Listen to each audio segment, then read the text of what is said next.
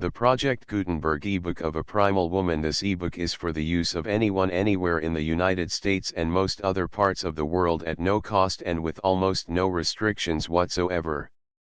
You may copy it, give it away or reuse it under the terms of the Project Gutenberg license included with this ebook or online at www.gutenberg.org. If you are not located in the United States, you will have to check the laws of the country where you are located before using this ebook. Title: A Primal Woman. Author: Vere Stacpoole. Release date: March 13, 2024. Ebook number 73158. Language: English. Original publication: New York, Street and Smith Corporation, 1919. Credits: Roger Frank and Sue Clark. Start of the Project Gutenberg ebook A Primal Woman. A Primal Woman by Vere Stacpoole, author of The Beach of Dreams, etc. Something about the female of the species which most of us appreciate but seldom realize. It is a tragedy of first principles, but a tragedy that leaves us satisfied. Utero lies northeast of Clermont-Tonnerre, a high island out of trade tracks and the most lonely and beautiful in the Pacific. Ligon sighted it first at dawn one clear, almost windless morning and from the deck of the Sarah Dodsley, a whaler, a year out from New Bedford. They had taken the westward trail by Cape Verde round the Horn to New Zealand and up by the Kermadics and then between the Gambiers and Low Archipelago. They were half full of oil, and an offence to the freshness of the morning, and Ligon, as he stood on the greasy deck with the perfumed land wind blowing on his face and the first rays of the sun touching the twin peaks of Utera, thought he saw paradise.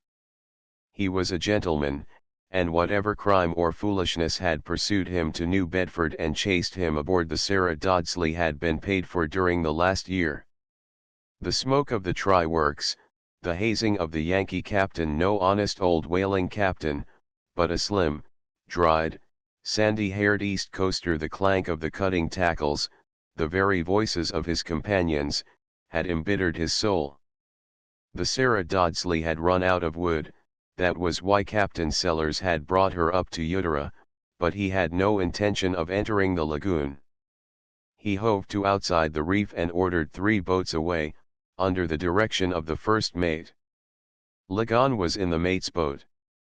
They found a break in the reef and entered the lagoon on the swell of the incoming tide. The level rays of the newly risen sun lit the white beach down to which trooped the trees breadfruit and pendanus, artis, and cocoa palms overshot with flights of colored birds and whispered to by the morning wind. On the beach where 10-inch waves were falling, half a dozen natives stood watching the oncoming boats, and now from a frame house half hidden in the grove to the right came the figure of a tall old man, a European, dressed in white clothes and carrying a gun resting on the crook of his arm. The people of the island showed no sign of welcome to the newcomers, and as the boats beached they drew off to the right and stood silent, observant, and without motion in the shade of the trees. "Friendly crowd," said the mate. "Guess they don't like whalers. Now, boys, out with the axes and look lively. Follow me, and you, Brown, stick to the boats and see those Canucks don't get handling the gear. If you have any trouble give a blow on this whistle." He handed over the whistle and, leading the axeman, walked up the beach and vanished in the woods. Brown was the name Ligon was known by on the Sarah Dodsley. Ligon had made his plan even as they were crossing the lagoon. He had expected to be among the woodcutters and he had planned to escape the moment they were among the trees. The post of boat tender made the thing more difficult, for the island crowd, headed by the old man with the gun, were watching him and seemingly with no friendly eyes. He was not a moment in making up his mind. Leaving the boats to look after themselves, he walked up the burning white beach toward the Canucks. As he came he noticed that the old man shifted his hold on the gun. Within speaking distance he halted. "What is it you want?" asked the man with the gun. He spoke with a French accent and Ligon, close to him, now took heart. Here was a man of his own class, a fine type of Frenchman, upstanding for all his years, and with a level, open gaze that compelled trust from all but the untrustworthy. "I want to escape," said he, speaking in French. "That ship is a whaler. I have been on her a year, and it's either escape or death for me." "You are English," said the other, "though you speak my language well, and a gentleman. What brought you on board her?" "Foolishness," said Ligon. The old man was silent for a moment, gazing at him as if he would read his very soul. Then he spoke. "We have had 2 whalers here," said he, "and we want no more." "I can well understand that," said Ligon. "Those men are even now cutting down our trees without permission," said the other. "Let them go beyond that." He slipped his hand on the gun stock. It was a Winchester repeater. Ligon nodded. "They take even the lives and liberty of men," said he, "just as they are taking your trees. You can understand why I want to escape." "My name is Captain Charles Jourdain," said the old man, "and yours?" "George Ligon. That is my real name. On board that ship of the infernal regions I was known by the name of Brown." The old man looked at him again long and thoughtfully. Then he turned on his heel. "Follow me," said he. Ligon followed him among the trees toward the house. As they passed the house door a little girl came out, the prettiest child in the world, a half-caste, with a flower of the scarlet hibiscus showing in the dusk of her hair.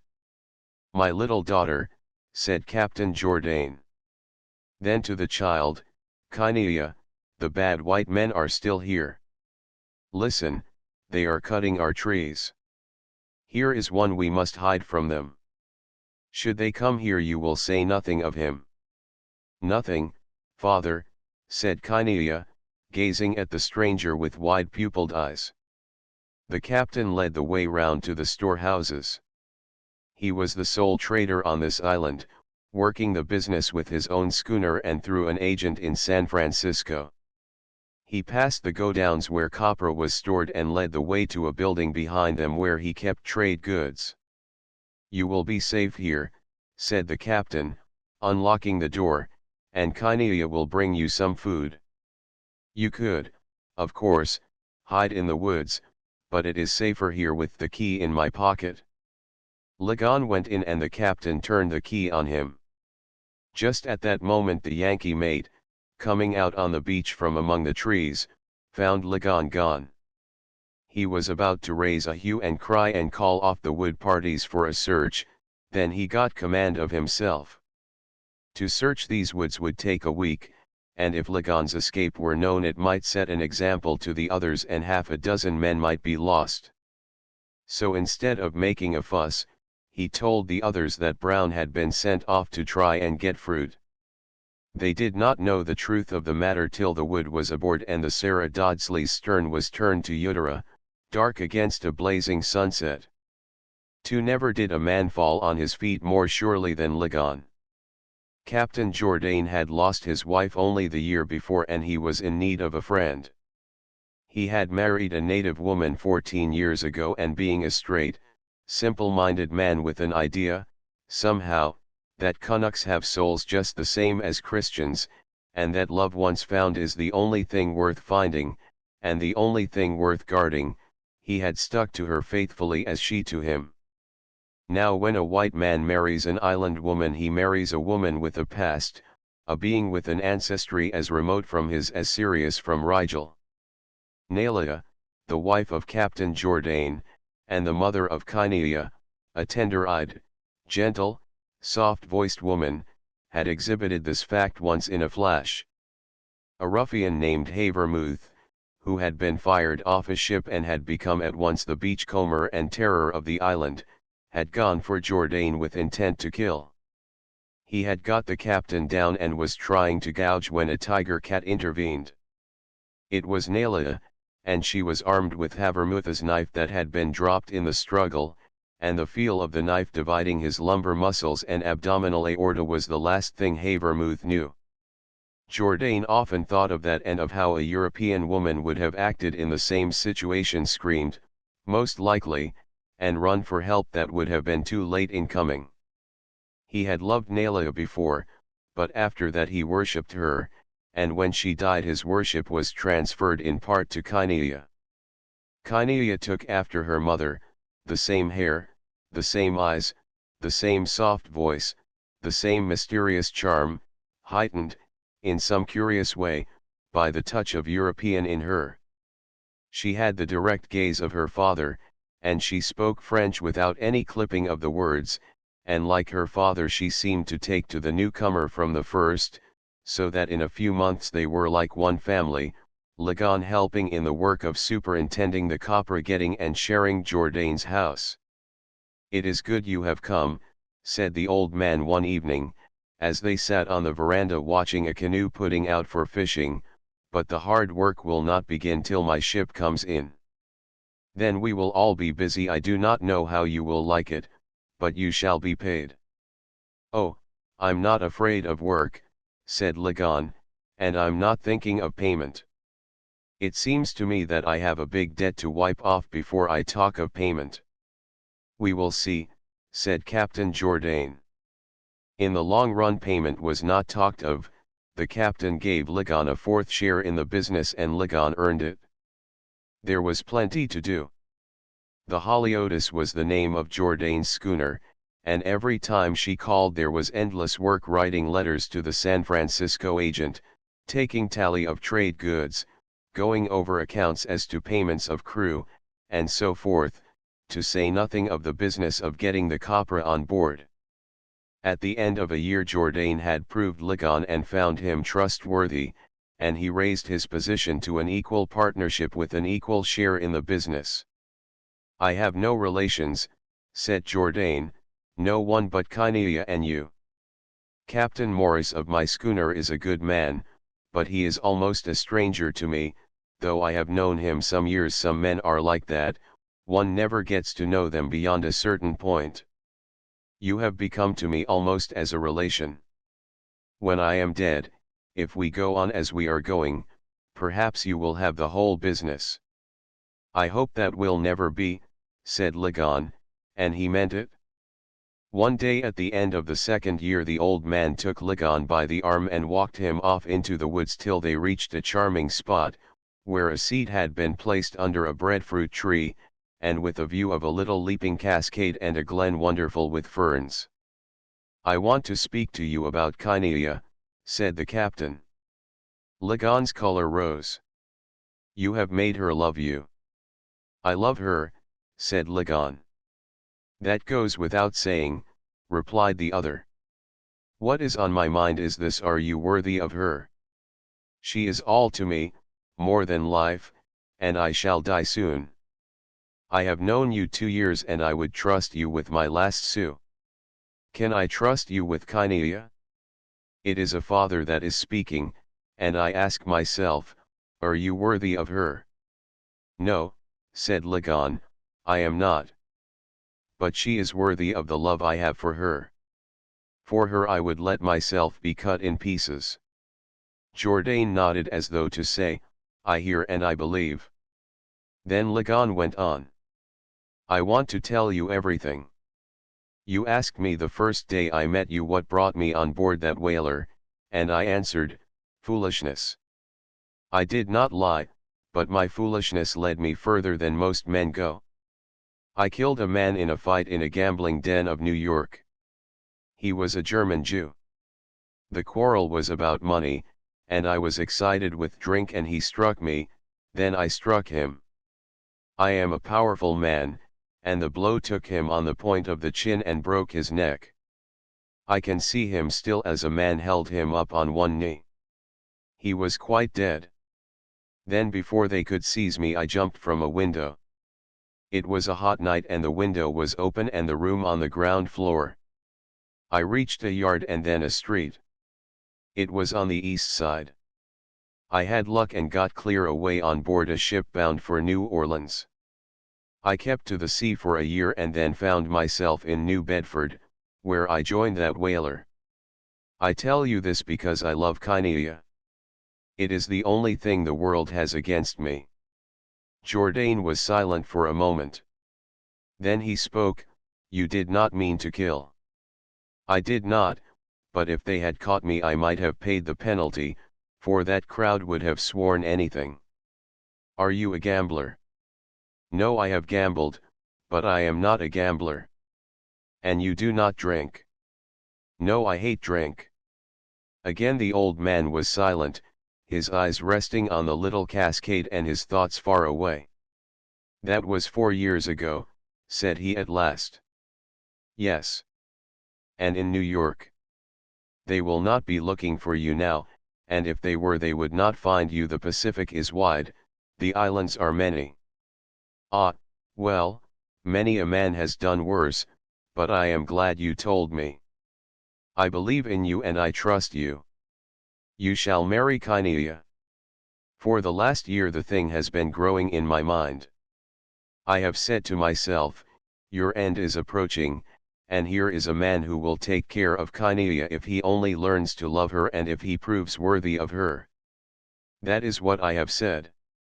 And I have said to myself, you will make a will and every sou you possess they shall possess, schooner and all. I made that will last night. It was attested by Ramura and Tonga. It is in my bureau. Had this interview not been satisfactory, I would have torn it up and I would have said to you, Lagon, my friend, take half I possess, if you will, but leave this island. There remains only one thing. You love Kynea, does she love you? She does, said Lagon. The Haliotis was due to call in a week's time, and when she put into the lagoon Captain Morris found some business awaiting him other than discharging cargo. He was called upon to officiate at the marriage of Lagon and Kynea. A month later Jourdain, who had prophesied his own end, died. He died of no special disease. He had lived long enough and he wanted to rejoin Nalia and his mind was at ease about Kynea. His business in life was over. He lost clutch of things and retired. Had he not been happy and sure about Kynea's future, he might have gone on for a considerable time just for her sake. One day, a year after his marriage, Lagon found himself alone out on the reef. He had paddled over in a canoe and, leaving her tied up, had taken his seat on a lump of coral. Pipe in mouth, he was watching the breakers coming in, great green rollers filled with the movement of life and the perfume of the heart of the sea. In contrast with the quiet island beach here, there was uproarious life. The coral shook with the thunder of the breakers and the gulls cried and the wind blew, bringing the spindrift of the ocean, and mixing the voice of the undertow with the burden note of the waves. Lagon, who had landed on the island a penniless outcast, was today rich. Jourdain's invested money came to nearly £10,000. There was, besides that, the schooner, the pitch, and a going business. He had for wife one of the most beautiful women in the world, and the island was a paradise. Was he happy? He was happy, but not quite contented. The call of civilization had come to him. He had begun to hear the roar of streets in the roar of the reef, and to wish for a change. Just a few months' change. The Haliotis was overdue by some days and he had determined to take Kynea with him when the schooner sailed next and, leaving the place in charge of Taro, make the run to San Francisco. They would only be a few months away, so he told himself. Kynea had agreed. She showed no enthusiasm over the business. At heart she disliked it, but his wish was her law. Suddenly Lagon rose to his feet and shaded his eyes. Away, far away against the skyline lay a fleck, spar white in the sun dazzle, now almost invisible, now clear. It was the top canvas of a ship. It was the Haliotis. He knew that instinctively and at once. He watched, but the speck did not change. He turned away and, walking along the coral, did not look again for 5 minutes, then when he looked it had grown larger. She was coming with the wind that was breezing up fresh from the northeast, and leaving the reef he paddled over to the island beach in search of Kinea. She was seated in the veranda of their house engaged in needlework, and telling her that the schooner was in sight he went off to smarten himself. He always put on his best clothes to receive the Haliotis. It was part of the ritual which included Californian champagne and palm salad at the dinner given to the captain. It was after 4 when the Haliotis entered the lagoon, and spilling the wind from her sails dropped anchor a few cable lengths from the beach. Then a boat put off. Ligon, standing beside Kinea, shaded his eyes. He was looking at the man in the stern sheets of the boat. "That's not Captain Morris," said he. "What on earth has happened to the cap?" The man in the stern sheets was certainly not Morris. He showed a sick, white face under his sun helmet, and as the boat beached and he scrambled out, Kinea instinctively drew back a step. The appearance of the stranger did not please her. As for Ligon, he stood as if turned to stone. The man before him was Packard, the one man in all the world he dreaded, the man with whom he had gone that night to the gambling house in New York. He had often wondered what had become of Packard. The recognition was mutual. "Hello," said Packard. "Why, it's you." "This is a surprise," said Ligon. Packard glanced round at the trees, at the beach, at Kinea. Then he laughed. "Well, this is a start," said he. "I'm your new captain. Morris is down with the dropsy, won't be any more use for the sea, and I took on the job for one voyage. Never recognized you in the name, though it's not a common one. Your agents gave me the job. How on earth did you come here?" "It's a long story," said Ligon. "I'll tell you sometime. This is my wife. Kinea, this is Captain Packard." Then Ligon led the way up to the house, where the two men sat in basket chairs and talked while Paulu, the maid, served them with drinks, and Kinea went off to see about preparations for dinner. For that night, as Kinea lay awake, she heard them talking in the room below, and once or twice she heard her husband's voice raised sharply, as if in anger. Then he came to bed, but not to sleep, and in the morning he was a different man from the man she had always known, heavy-eyed, depressed, and listless. Packard, on the contrary, seemed more fresh of color and more bright of eye than when he had landed. He got off immediately after breakfast to see about unloading and taking in cargo, and Ligon sat in the veranda smoking. Kinea's heart was heavy. It seemed to her that some blight had come to the island with this stranger, but she said nothing, and for the 3 succeeding days she said nothing, watching her lord as she might have watched him wilting under the hand of some fatal disease. Then on the 4th day, when they were alone in the veranda, Kinea, who was at work on some embroidery, suddenly put it aside, got up, and knelt down beside her husband. "What has that man done to you that you should be like this?" asked Kinea. Ligon was silent for a moment. Then he spoke. "Kinea, I am ruined. All this around us is as a dream that must go. Kinea, I killed a man once, in anger. I escaped, but that man Packard was present, and now I have to give him everything or he will tell." "Everything," said Kinea. "I offered him half I possess, as well offer the grey shark half your body when he can get the whole. No, not everything. He will leave me $1,000 to begin the world again with." Kinea was silent. "He is going back to San Francisco on the schooner to tell, unless we go with him. In San Francisco I am to sell him everything, schooner and all, for the $1,000 he will give me. And your money? That, too, will be his." "Truly," said Kinea, "his stomach is great. I am bound and helpless, said Ligon. The weakness in his character, which prosperity had hidden, was beginning to appear, and Kynea seemed to see it as she brooded on him now long and fatefully. He who had been everything was now nothing. The other man was all-powerful. The other man was now the possessor of all. Tell me how you killed that man, said she. Ligon told, going over the old, sordid story and emphasizing the fact that it was really an accident. You did not mean to kill, said Kynea. Never. It was an accident. Where, then, is the harm? His friends would swear that it was not, and I ran away, and even killing by accident is what they call manslaughter over there. I would be put in prison for years, maybe. I will think about it, said Kynea. Her manner had grown distant and chill, as though her mind were repelled by the weakness of Ligon.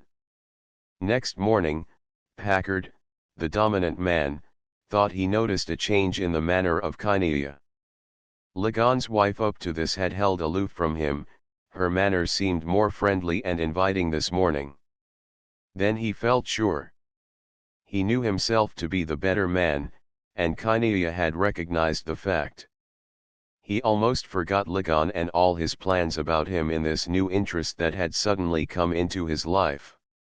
He had never seen anyone so beautiful as Kynea, and his evil mind was not a whit less evil because of the aesthetic strain in it. He could admire beauty, this man, the beauty of a sunrise or the beauty of a woman, anything but the beauty of goodness. He went off to his work that morning carrying the picture of Kynea with him, and it held him while he superintended the business of loading the copra on board. Brown, the mate, who was helping in the work, wondered what had come to Packard, making him so silent and abstracted, he who had been so full of life and energy the day before. If you had told him that Packard was thinking of Kynea, he would have laughed with a certain amount of joy at the cold douche surely being prepared for him by that beauty. But Brown knew nothing of the tangle of affairs or what native blood can do under certain temptations. Packard returning next evening found Ligon incapable of coming to dinner. During the last few days Ligon had been taking gin to soothe his mind. Tonight he was tipsy, and as he and Kynea dined opposite one another his snoring came distinctly from the room above. My husband is ill, said Kynea, with a little movement of disgust.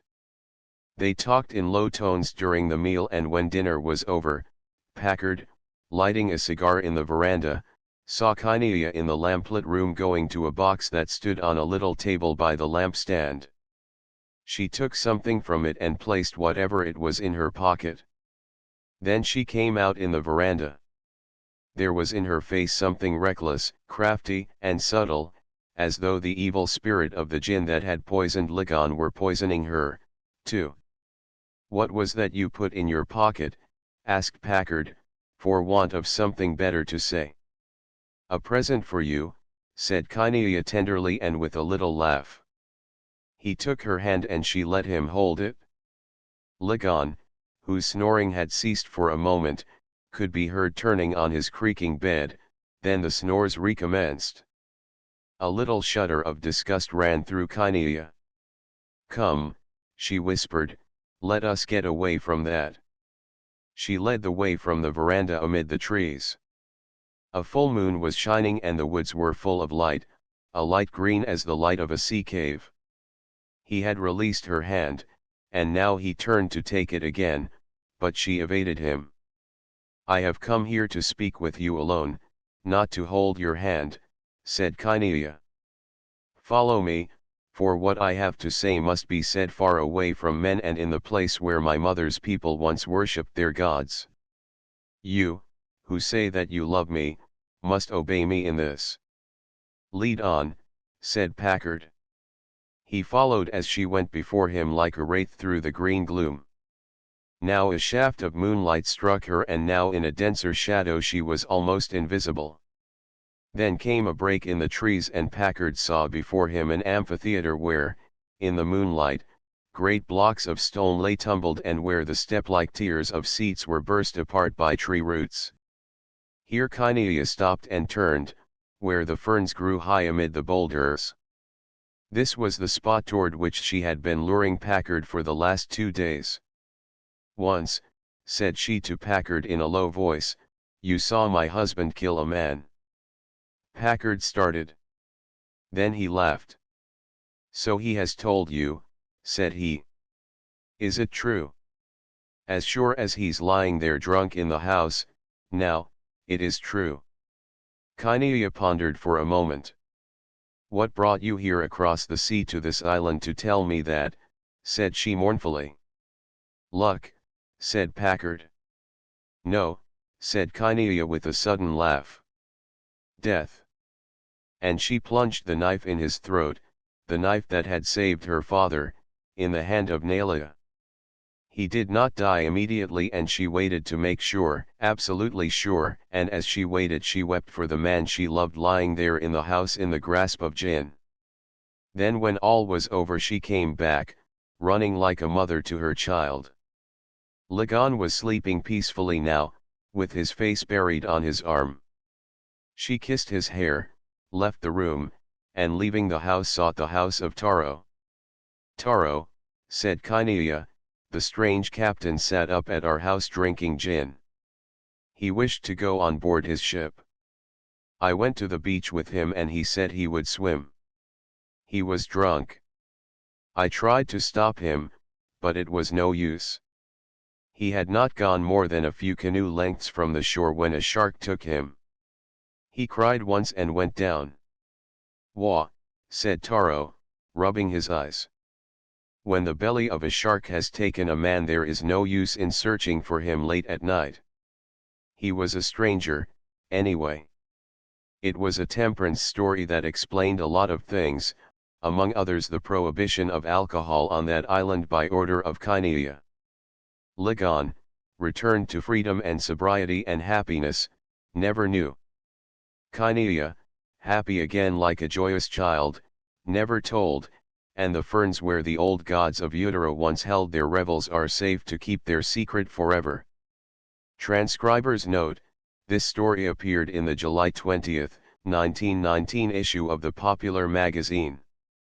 End of the Project Gutenberg ebook. A Primal Woman updated editions will replace the previous one. The old editions will be renamed. Creating the works from print editions not protected by U.S. copyright law means that no one owns a United States copyright in these works, so the Foundation, and you, can copy and distribute it in the United States without permission and without paying copyright royalties. Special rules, set forth in the general terms of use part of this license, apply to copying and distributing Project Gutenberg trademark electronic works to protect the Project Gutenberg trademark concept and trademark.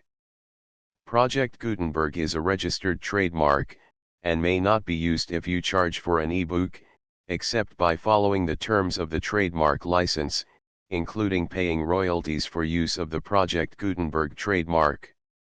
If you do not charge anything for copies of this ebook, complying with the trademark license is very easy. You may use this ebook for nearly any purpose, such as creation of derivative works, reports, performances, and research. Project Gutenberg ebooks may be modified and printed and given away. You may do practically anything in the United States with ebooks not protected by U.S. copyright law. Redistribution is subject to the trademark license, especially commercial redistribution. Start, full license. The full Project Gutenberg license. Please read this before you distribute or use this work to protect the Project Gutenberg trademark mission of promoting the free distribution of electronic works, by using or distributing this work, or any other work associated in any way with the phrase Project Gutenberg. You agree to comply with all the terms of the full Project Gutenberg trademark license available with this file or online at www.gutenberg.org/license. Section 1.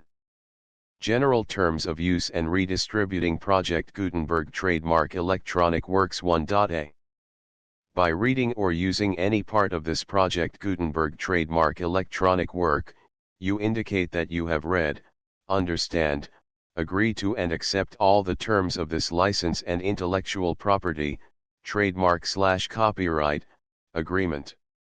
If you do not agree to abide by all the terms of this agreement, you must cease using and return or destroy all copies of Project Gutenberg trademark electronic works in your possession. If you paid a fee for obtaining a copy of or access to a Project Gutenberg trademark electronic work and you do not agree to be bound by the terms of this agreement, you may obtain a refund from the person or entity to whom you paid the fee as set forth in paragraph 1.e.8. 1.b Project Gutenberg is a registered trademark. It may only be used on or associated in any way with an electronic work by people who agree to be bound by the terms of this agreement. There are a few things that you can do with most Project Gutenberg trademark electronic works even without complying with the full terms of this agreement. See paragraph 1.c below. There are a lot of things you can do with Project Gutenberg trademark electronic works if you follow the terms of this agreement and help preserve free future access to Project Gutenberg trademark electronic works. See paragraph 1.e below. 1.c. The Project Gutenberg Literary Archive Foundation, the foundation or PGLOF, owns a compilation copyright in the collection of Project Gutenberg trademark electronic works. Nearly all the individual works in the collection are in the public domain in the United States. If an individual work is unprotected by copyright law in the United States and you are located in the United States, we do not claim a right to prevent you from copying, distributing, performing, displaying, or creating derivative works based on the work as long as all references to Project Gutenberg are removed. Of course, we hope that you will support the Project Gutenberg trademark mission of promoting free access to electronic works by freely sharing Project Gutenberg trademark works in compliance with the terms of this agreement for keeping the Project Gutenberg trademark name associated with the work. You can easily comply with the terms of this agreement by keeping this work in the same format with its attached full Project Gutenberg trademark license when you share it without charge with others. 1.d. The copyright laws of the place where you are located also govern what you can do with this work. Copyright laws in most countries are in a constant state of change. If you are outside the United States, check the laws of your country in addition to the terms of this agreement before downloading, copying, displaying, performing, distributing or creating derivative works based on this work or any other Project Gutenberg trademark work. The Foundation makes no representations concerning the copyright status of any work in any country other than the United States. 1.e Unless you have removed all references to Project Gutenberg, 1.e.1. The following sentence, with active links to, or other immediate access to, the full Project Gutenberg trademark license must appear prominently whenever any copy of a Project Gutenberg trademark work, any work on which the phrase Project Gutenberg appears, or with which the phrase Project Gutenberg is associated, is accessed, displayed, performed, viewed, copied or distributed. This ebook is for the use of anyone anywhere in the United States and most other parts of the world at no cost and with almost no restrictions whatsoever. You may copy it, give it away or reuse it under the terms of the Project Gutenberg license included with this ebook or online at www.gutenberg.org. If you are not located in the United States, you will have to check the laws of the country where you are located before using this ebook. 1.e.2. If an individual Project Gutenberg trademark electronic work is derived from texts not protected by U.S. copyright law, does not contain a notice indicating that it is posted with permission of the copyright holder, the work can be copied and distributed to anyone in the United States without paying any fees or charges.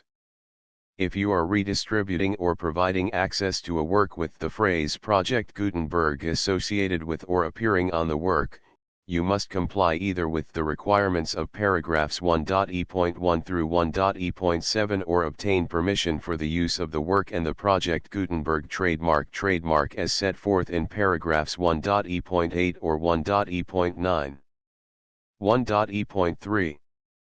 If an individual Project Gutenberg trademark electronic work is posted with the permission of the copyright holder, your use and distribution must comply with both paragraphs 1.e.1 through 1.e.7 and any additional terms imposed by the copyright holder.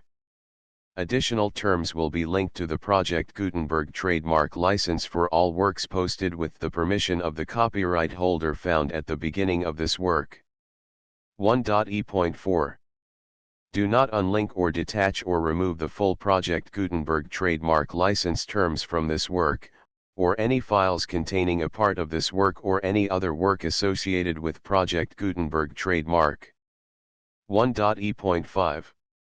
Do not copy, display, perform, distribute or redistribute this electronic work, or any part of this electronic work, without prominently displaying the sentence set forth in paragraph 1.e.1 with active links or immediate access to the full terms of the Project Gutenberg trademark license.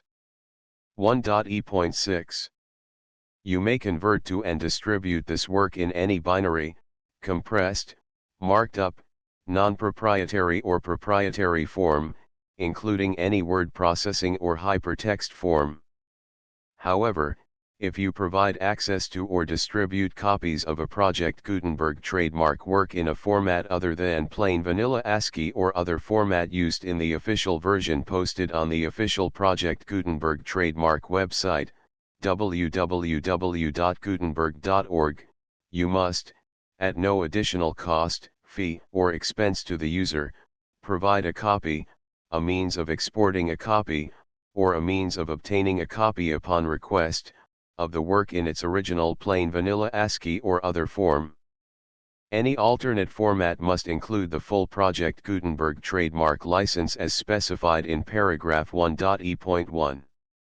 1.e.7. Do not charge a fee for access to, viewing, displaying, performing, copying or distributing any Project Gutenberg trademark works unless you comply with paragraph 1.e.8 or 1.e.9. 1.e.8. You may charge a reasonable fee for copies of or providing access to or distributing Project Gutenberg trademark electronic works provided that, you pay a royalty fee of 20% of the gross profits you derive from the use of Project Gutenberg trademark works calculated using the method you already use to calculate your applicable taxes. The fee is owed to the owner of the Project Gutenberg trademark, but he has agreed to donate royalties under this paragraph to the Project Gutenberg Literary Archive Foundation. Royalty payments must be paid within 60 days following each date on which you prepare, or are legally required to prepare, your periodic tax returns. Royalty payments should be clearly marked as such and sent to the Project Gutenberg Literary Archive Foundation at the address specified in Section 4, Information about donations to the Project Gutenberg Literary Archive Foundation. You provide a full refund of any money paid by a user who notifies you in writing, or by email, within 30 days of receipt that he does not agree to the terms of the full Project Gutenberg trademark license.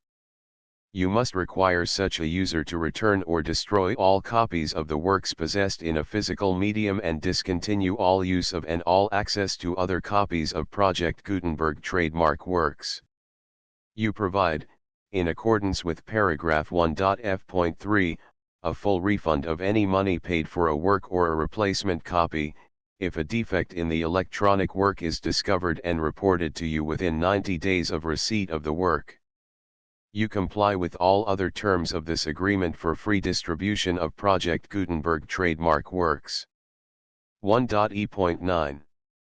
If you wish to charge a fee or distribute a Project Gutenberg trademark electronic work or group of works on different terms than are set forth in this agreement, you must obtain permission in writing from the Project Gutenberg Literary Archive Foundation, the manager of the Project Gutenberg trademark. Contact the Foundation as set forth in Section 3 below. 1.f1.f.1 Project Gutenberg volunteers and employees expend considerable effort to identify, do copyright research on, transcribe and proofread works not protected by U.S. copyright law in creating the Project Gutenberg trademark collection. Despite these efforts, Project Gutenberg trademark electronic works, and the medium on which they may be stored, may contain defects, such as, but not limited to, incomplete, inaccurate or corrupt data, transcription errors, a copyright or other intellectual property infringement, a defective or damaged disk or other medium, a computer virus, or computer codes that damage or cannot be read by your equipment. 1.f.2 Limited warranty, disclaimer of damages, except for the right of replacement or refund described in paragraph 1.f.3, the Project Gutenberg Literary Archive Foundation, the owner of the Project Gutenberg trademark, and any other party distributing a Project Gutenberg trademark electronic work under this agreement, disclaim all liability to you for damages, costs, and expenses, including legal fees. You agree that you have no remedies for negligence, strict liability, breach of warranty or breach of contract except those provided in paragraph 1.f.3.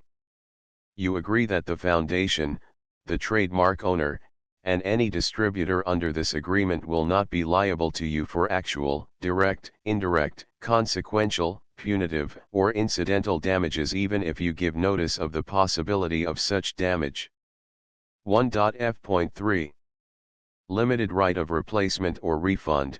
If you discover a defect in this electronic work within 90 days of receiving it, you can receive a refund of the money, if any, you paid for it by sending a written explanation to the person you received the work from. If you received the work on a physical medium, you must return the medium with your written explanation. The person or entity that provided you with the defective work may elect to provide a replacement copy in lieu of a refund. If you received the work electronically, the person or entity providing it to you may choose to give you a second opportunity to receive the work electronically in lieu of a refund. If the second copy is also defective, you may demand a refund in writing without further opportunities to fix the problem. 1.f.4 Except for the limited right of replacement or refund set forth in paragraph 1.f.3, this work is provided to you as is, with no other warranties of any kind, express or implied, including but not limited to warranties of merchantability or fitness for any purpose.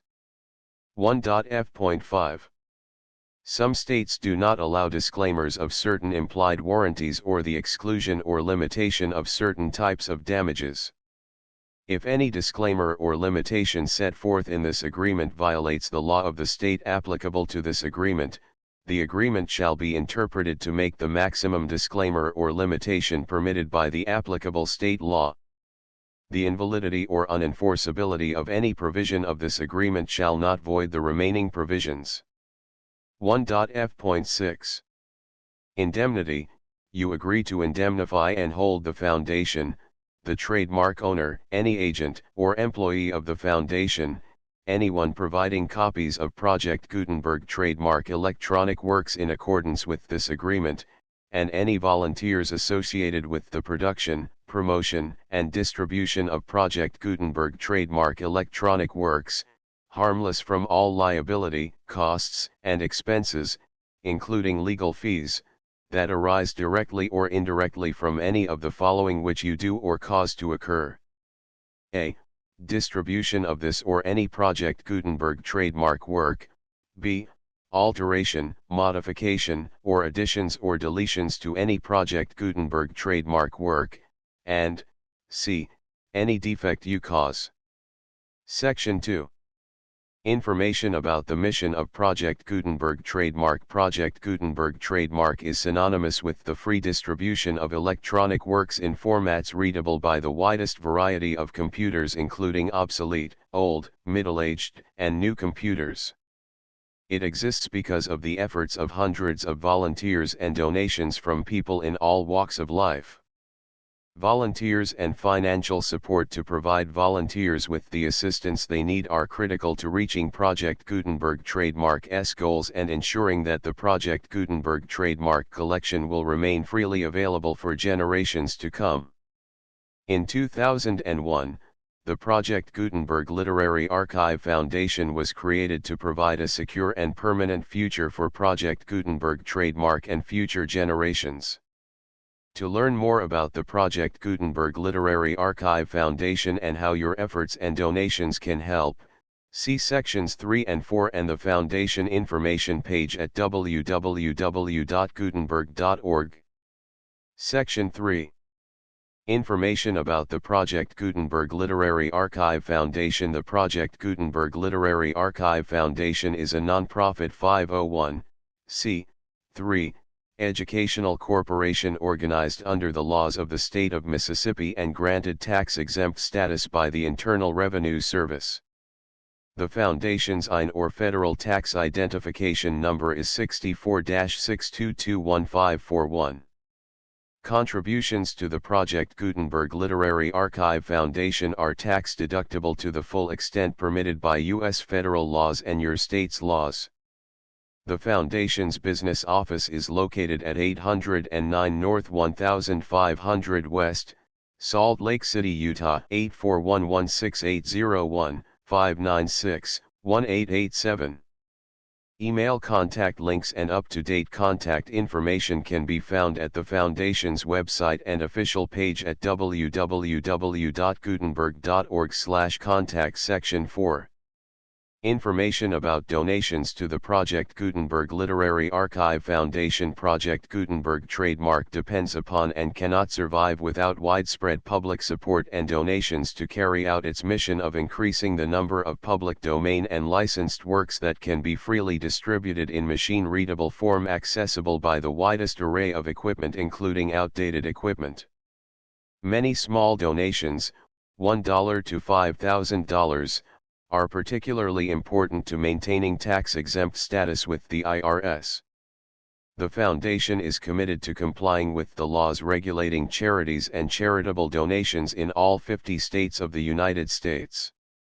Compliance requirements are not uniform and it takes a considerable effort, much paperwork, and many fees to meet and keep up with these requirements.